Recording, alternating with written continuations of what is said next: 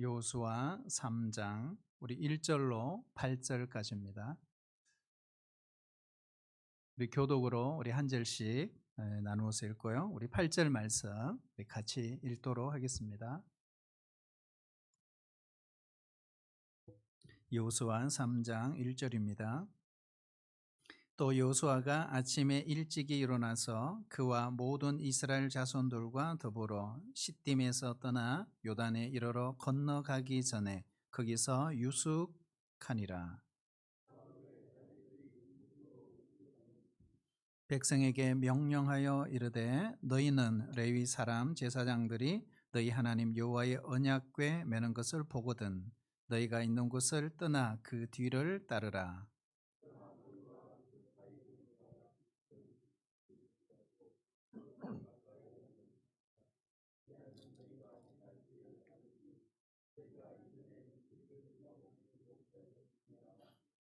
여호수아가 또 백성에게 이르되 너희는 자신을 성결하게 하라. 여호와께서 내일 너희 가운데에 기이한 일들을 행하시리라.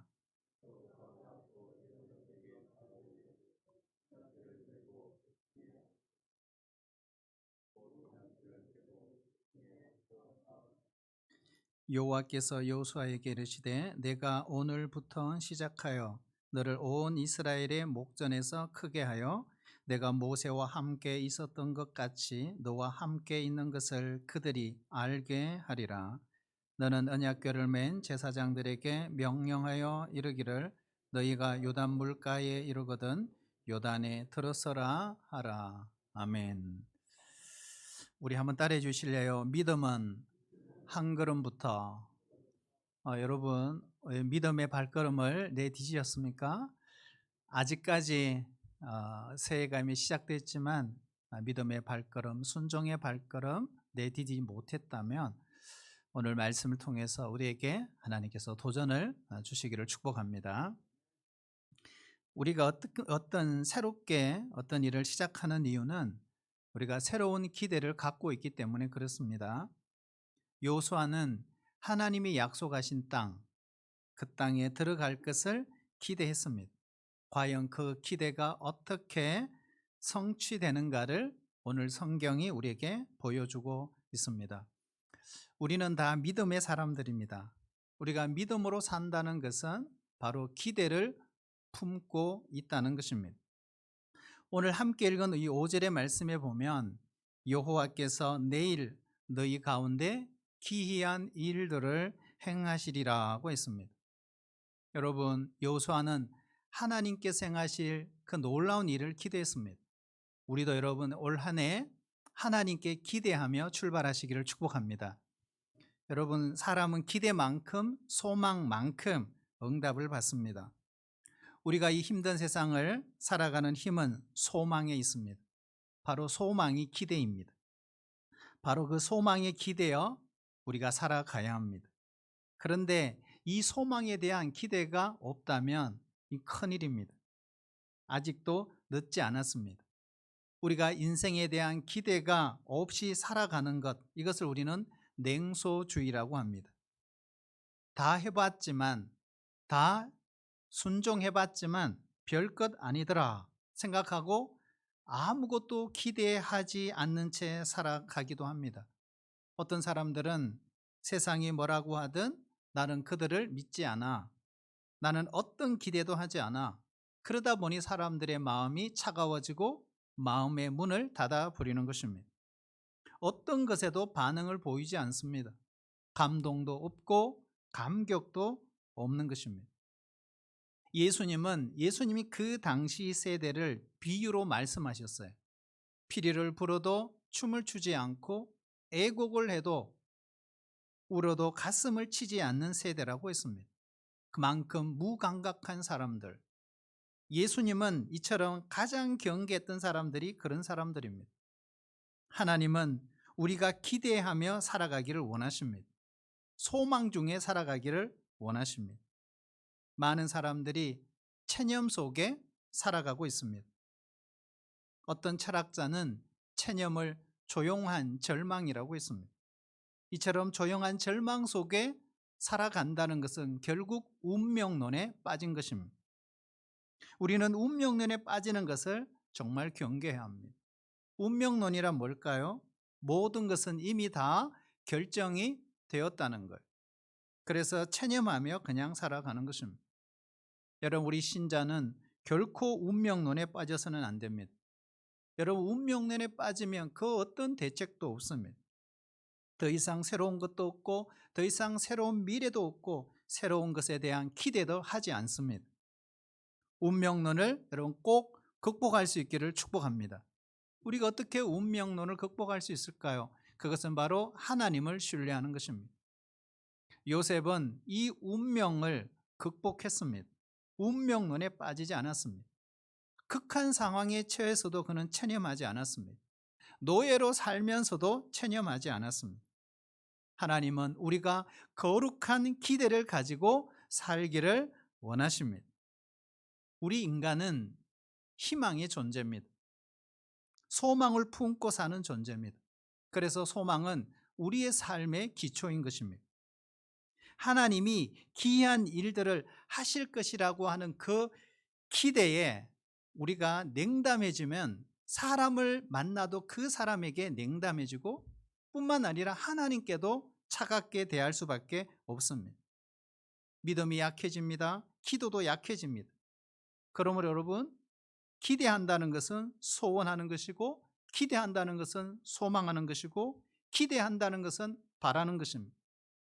여러분, 올 한 해 우리가 시작하면서 하나님께서 우리에게 놀라운 목표를 허락해 주시기를 축복합니다. 더 나은 미래, 더 나은 관계를 우리는 사모해야 합니다. 여호수아가 과연 200만에서 250만 명이 되는 이 어마한 이스라엘 백성들을 이끌고 어떻게 요단강을 건널 수 있었을까요? 오늘 본문 1절에 보시면 한번 따라할까요? 아침에 일찍 일어났습니다. 자, 여호수아는 아침에 일찍 일어났습니다. 그는 성실한 사람입니다. 백성의 리더는 모세가 아니에요. 이제는 여호수아입니다. 여호수아는 모세와 비교했을 때 탁월한 그 리더십에서 뒤처질 줄 몰라요. 뒤처질 수도 있어요. 그러나 그는 믿음의 사람이고 그는 신실한 사람이었습니다. 그는 아침에 일찍 일어나 모든 백성들을 기상시켰습니다. 그리고 요단강 도하를 준비하도록 했습니다. 이게 무슨 말일까요? 최선을 다하는 모습입니다. 우리가 믿음에 대한 오해가 있습니다. 아무것도 하지 않고 하늘만 쳐다보는 것, 그것을 마치 믿음인 것처럼 여깁니다. 그러나 진정한 믿음은 우리가 믿기 때문에 아무것도 하지 않는 것이 아니라 믿기 때문에 최선을 다하는 것입니다. 할 수 있는 최선을 다하는 것입니다. 히브리서 11장은 믿음의 영웅장입니다. 모든 믿음의 사람들이 거기에 등장하고 있어요. 그런데 그들은 단순히 믿음의 사람일 뿐만 아니라 동시에 행동하는 사람들이었습니다. 믿음이 그들로 하여금 포기할 수 없는 최선의 행동을 하게 한 것입니다. 출렁이는 이 범람하고 있는 요단강을 건너가야 합니다. 그때 우리에게 필요한 그 믿음은 뭘까요? 할 수 있는 최선을 다하는 것입니다. 그리고 오늘 여호수아는 백성들을 향해서 이렇게 말해요. 5절에 보면 너희 자신을 성결하게 하라 그랬어요. 여호수아는 하나님이 기이한 일들을 행하실 것을 기대했습니다. 그것을 알고 있었기 때문에 오늘 백성들을 향해서 성결하게 하라고 오늘 권면하고 있습니다. 왜 그랬을까요? 바로 우리 하나님은 거룩하신 분이기 때문에 그렇습니다. 우리 하나님이 원하시는 것은 성결입니다. 그래서 우리도 거룩하길 원하십니다. 사도 바울은 디모데에게 하나님 앞에 쓰임받는 깨끗한 그릇이 되라고 부탁을 했습니다. 디모데 후서 2장 21절 우리 같이 읽어볼까요? 시작. 그러므로 누구든지 이런 것에서 자기를 깨끗하게 하면 귀히 쓰는 그릇이 되어 거룩하고 주인의 서심에 합당하며 모든 선한 일에 준비함이 되리라. 아멘. 우리는요, 가정에서 보면 그릇을 사용하기 전에 그릇이 깨끗한지를 먼저 한가를 살펴봅니다. 그런데 보니까 그릇이 더러워요. 그럼 어떻게 하죠? 그릇을 다시 씻어서 확인하고 난 뒤에 깨끗하게 하고 사용을 합니다. 더럽다는 것은 결국 아름답지 않다는 것입니다. 아침에 우리가 일어나면 세수를 합니다. 세수를 하는 이유가 뭘까요? 얼굴을 깨끗하고 정결하게 하기 위해서, 아름답게 하기 위해서 그렇게 합니다. 예를 들어서 며칠 동안, 아니 오랜 시간 동안 목욕을 하지 못한 채 누구를 만나보신 적이 있습니까? 아마도 상대방이 가까이 오면 혹시나 냄새 날까 봐 두려울 수 있습니다. 할례는 이스라엘 백성들이 태어나면 난지 8일 만에 남자 어린아이에게 양피를 잘라내는 것입니다. 이것은 선민의 표시입니다. 그래서 잘라내는 것, 이것이 할례입니다. 여호수아 5장에 보면은 길갈에서 할례를 행하게 하십니다. 그리고 난 뒤에 하나님께서 이스라엘 백성들이 이렇게 말해요. 내가 오늘 애굽의 수치를 떠나가게 하였다라고 했습니다. 과거의 수치를 모두 떨쳐버리고 새로운 사람이 되었다는 뜻입니다. 성결은 이런 뜻입니다. 죽고 다시 태어나는 경험을 말합니다. 요단강을 건너고 있는 출애굽 2세대들은 바로 세례와 같은 경험을 하고 있습니다. 여러분, 세례는 뭘까요? 옛 사람이 죽고 새 사람으로 태어나는 것입니다. 길갈에서 할례를 행함으로 이 이집트의 수치를 떨쳐버리고 이제는 여리고 성으로 들어가게 되는 것입니다. 성결의 의미는 새로운 미래를 향한 준비라고 말할 수 있습니다. 하나님이 행하시는 기이한 일들을 보기 위해서 과거를 떨쳐버리는 용기가 필요합니다. 더러운 것들을 씻어내버리는 결단이 필요합니다. 딱딱한 마음을 부드럽게 해야 합니다. 예수님께서 십자가에 죽으시고 3일 만에 부활하신 이후에 승천하시면서 새 영을 부어주셨습니다. 새 영이 임할 때 새 마음을 가질 수가 있습니다. 이 새 마음은 바로 새로운 미래, 새로운 기대에 찬 마음을 말하는 것입니다. 마가다락방에 모였던 120명의 성도들은 바로 이 새 영을 받고 새 마음을 갖고 새로운 미래를 펼쳐갔습니다. 하나님은 우리가 무엇인가를 버리고 떠나고 잘라낼 때 새로운 것들을 우리에게 보여주시는 겁니다.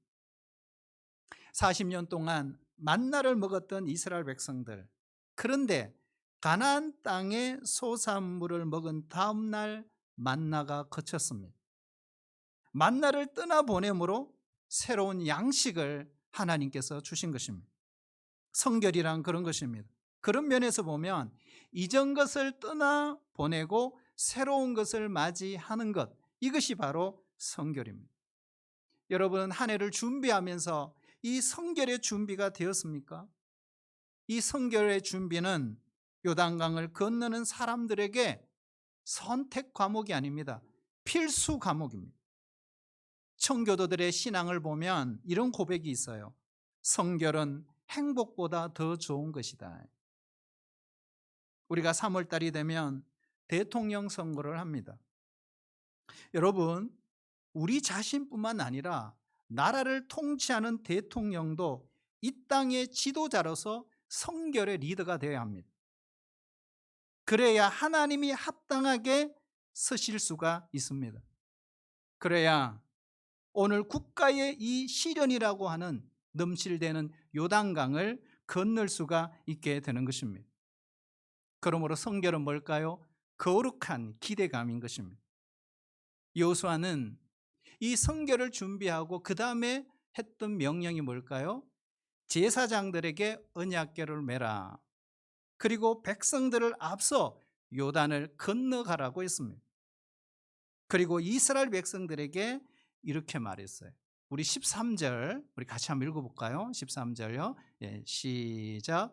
온 땅에 주 여호와의 궤를 맨 제사장들의 발바닥이 요단물을 밟고 멈추면 요단물 곧 위에서부터 흘러내리던 물이 끊어지고 한 곳에 쌓여 서리라. 아멘. 이것이 바로 하나님 행하실 기이한 일입니다. 언약궤를 맨 제사장들이 요단물을 밟는 순간 어떤 일이 벌어졌죠? 위에서 흐르던 물이 끊기고 그리고 한 곳에 쌓이게 될 것이다. 그리고 요단강에 길이 나고 그 길이 마른 땅이 될 것이다. 여기에 중요한 것은 제사장들이 먼저 발바닥으로 요단강을 밟는 것입니다. 한 걸음을 내딛는 것입니다. 첫걸음이 중요합니다. 이 믿음의 첫걸음, 바로 순종의 첫걸음, 모험의 첫걸음, 기이한 일을 행하시는 그 하나님의 역사를 기대하는 첫걸음입니다. 제사장들이 매는 이 언약궤는 무엇을 상징할까요? 하나님의 임재를 상징합니다. 여러분, 언약궤 안에 들어가 있는 세 가지가 있죠. 이 법궤 안에 세 가지 뭐가 들어가 있죠? 첫 번째는 아론의 쌍난 지팡이, 그리고 십계명 두 돌판, 만나를 담은 항아리입니다. 그래서 이 언약궤는 하나님의 임재의 상징입니다. 내가 너희와 함께 하겠다, 내가 너희를 인도하겠다, 이것이 언약궤입니다. 이스라엘 백성들은 바로 이 언약궤를 바라보아야 했던 거예요. 그래서 여호수아는 언약궤를 따라가라. 하나님의 기이한 일을 보기 위해서는 바로 이 하나님을 바라보아야 한다. 언약궤를 바라본다는 것은 하나님을 바라보는 것입니다. 내 계획, 내 의지대로만 가는 것이 아니라 여러분 올 한 해 하나님의 인도함을 따라 갈 수 있기를 축복합니다. 그때 제일 중요한 것은 우리의 시선이 주님께 머물러 있어야 합니다. Fix you. 예수님께 고정시켜야 합니다. 그래서 믿음은 시선의 싸움입니다. 오늘 이 4절 말씀에 보면 이 언약궤와 이스라엘 백성들 사이의 거리를 2000규빗 거리를 두라고 했어요. 1규빗이 45cm니까 2000을 곱하면 한 900m 정도 됩니다. 그러면 왜 하나님이 거리를 그렇게 두라고 하셨을까요? 왜 그랬을까요? 여러분, 지금 이스라엘 백성들이 200만 명에서 250만 명이라는 엄청난 숫자입니다. 그들이 움직이면 엉켜버립니다. 그래서 행진을 합니다. 그러면은 그 언약궤를 잘 볼 수가 없어요. 그래서 한 1km 정도 거리를 두고 따라라는 것입니다. 그러니까 어렴풋하게 보일 수는 있지만 보여요. 모든 백성이 볼 수 있도록 그렇게 행진하게 만든 것입니다. 우리의 믿음의 여정은요, 신념만으로 갈 수 없습니다. 우리의 신념과 신앙인의 차이가 있습니다. 신념의 근거는 내 의지, 내 결단이 근거가 되지만 신앙의 근거는 내가 아닙니다. 바로 하나님이십니다. 신념으로 요단강을 건너는 것이 불가능한 일이고 한계가 있음을 우리 하나님은 아십니다. 그래서 올 한 해 우리가 믿음의 여정을 갈 때 어떻게 해요? 하나님을 바라보라는 것입니다. 전능하신 하나님, 전지하신 하나님, 그 하나님과 함께라면 인간의 한계를 넘어설 수가 있는 것입니다. 모세는 홍해 앞에서 두려워 떠는 백성들에게 뭐라고 했어요? 하나님을 바라보라 외쳤습니다. 홍해를 바라보면 두려워할 수밖에 없습니다. 언제나 환경을 바라보면 두려워하게 됩니다. 그들은 하나님을 바라보았습니다. 하나님이 홍해의 길을 내시고 홍해의 마른 땅을 만드신 것을 보았습니다.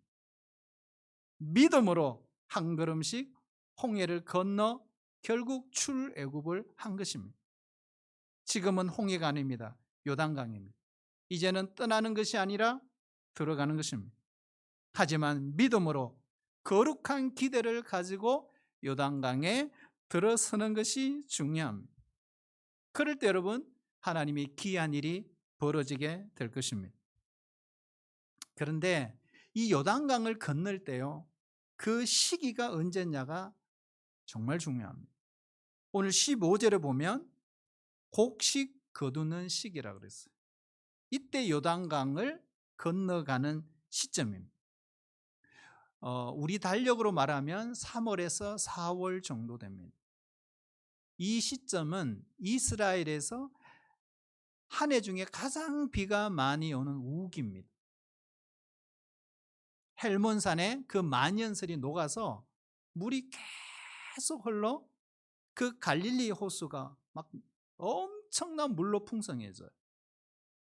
그래서 이 요단강의 상수원인 이 갈릴리 호수로부터 요단 계곡에 그 물을 받으니까 그 요단강이 범람하고 홍수가 나버리는.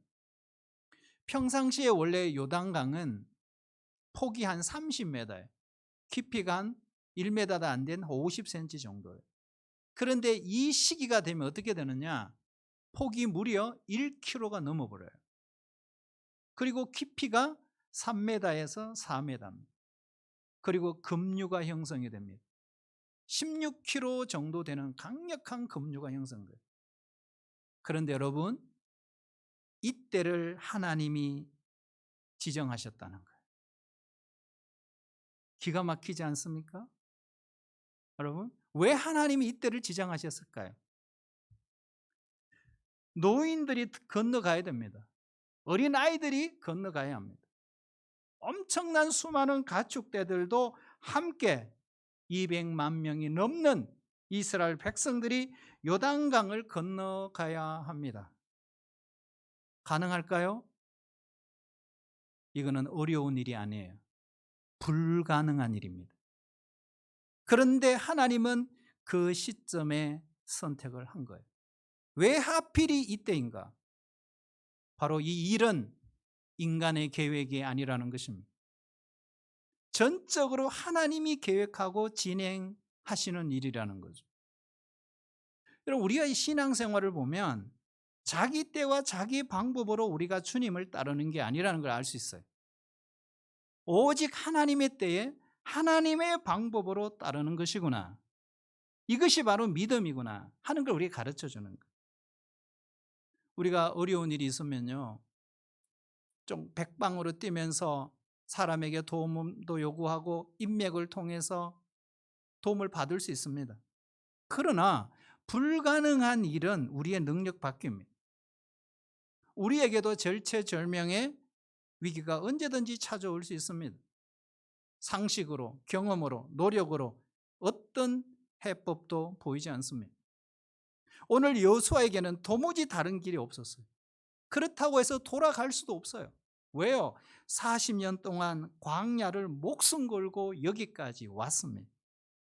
다른 길은 없어요. 앞으로 갈 수밖에 없습니다. 언약궤를 맨 그 제사장들이 흐르는 강물 속으로 용감하게 발을 들여놓자 믿기 어려운 기적이 벌어졌습니다.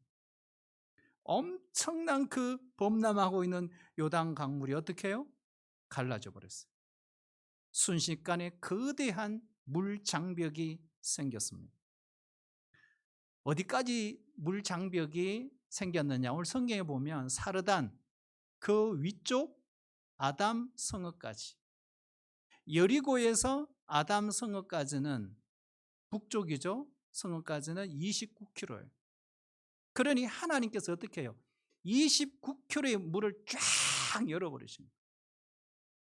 그래야 200만이 건너갈 수 있는 거예요. 아무리 범람하는 요단강물이라 할지라도 무에서 말씀만으로 천지를 창조하신 하나님의 능력 앞에는 결코 문제가 될 수가 없다는 것입니다. 그러니까 상황이 문제가 아니라는 거예요. 환경이 문제가 아니에요. 누가 행하느냐가 문제입니다. 우리가 수학 문제를 풀 때도 보면 나는 못 풀어요. 그러나 천재는 그 문제를 쉽게 풀어버리듯이 건너가기 아무리 불가능해 보여도 그 요단강이라 할지라도 하나님이 손을 대시면 쉽게 건널 수 있다는 것입니다. 우리에게 최악의 상황, 그때 하나님이 일하십니다. 그때말로 그 하나님의 그 능력이 나타날 때고 우리에게는 믿음이 필요할 때입니다. 그런데 어떤 사람들은요, 이 사건을 홍해와 똑같이 이것은 자연적인 현상이라고 주장하는 사람도 있습니다. 그러나 17절에 보면 그렇지가 않아요. 17절에 보면 이런 말이 있죠. 마른 땅이라는 단어가 있어요. 마른 땅. 이것은 히브리어로 보면 이런 뜻이에요. 사막같이 바싹 말라버린 땅, 이런 뜻입니다. 자, 이스라엘은 지금 장마철입니다. 한창 물이 흘러 넘쳐요. 그런데 갑자기 요단강 바닥이 마치 가뭄때처럼 사막처럼 바싹 말라버렸다. 이 사실은 자연현상으로 갈라진 게 아니라는 사실입니다. 언약궤를 맨 제사장들이요, 이 이스라엘 200만이 넘는 이스라엘 백성들이 이 요단강을 건널 때까지 어디 있었어요? 지금 어디 있습니까? 언약궤를 맨 제사장들이 오늘 본문의 말씀에 보면요, 강 한가운데 있었다. 강 한가운데 있었다. 200만 명이 넘는 수많은 사람들, 어깨에 벗개를 양쪽에 4명의 제사장이 메고 있습니다. 자기 옆으로 아는 친척이 지나가요. 자기 아는 지인이 지나가요. 동료들도 지나가고 가족들도 지나가요. 박수도 치고 함성도 지르고 뭐 정말 악수도 하고 싶고 껴안고도 싶어요. 서로 마주보면서 정말 흐뭇해하고 그러면서 이런 말을 하지 않았을까요?